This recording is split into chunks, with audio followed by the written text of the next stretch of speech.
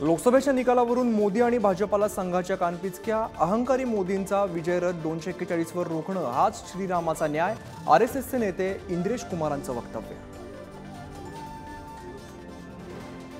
वक्फ बोर्डाला 10 कोटींचा निधी देण्यावरून संघ आणि विश्व हिंदू परिषदेची भाजपावर नाराजी। निधी तातडीने रद्द करण्याची मागणी, तर वक्फ बोर्डाला निधी देण्यामागे मजबुरी काय?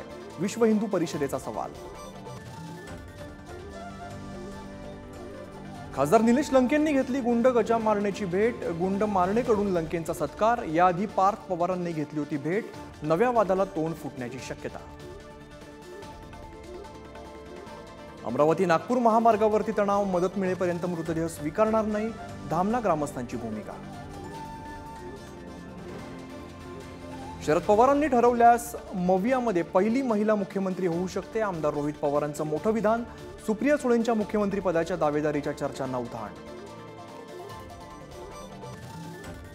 विधानसभा निवडणुकीसाठी भाजपाची जोरदार तयारी। दादरमध्ये आज महत्त्वाची बैठक। प्रत्येक जिल्ह्यातील पदाधिकाऱ्यांना फडणवीस आणि बावनकुळे मार्गदर्शन करणार। अग्निपथ योजनेबाबत केंद्र सरकार फेरविचार करणार। 10 मंत्रालयांच्या सचिवांना योजनेचा अभ्यास करण्याचे आदेश। येत्या 18 जूनला अहवाल सादर होणार।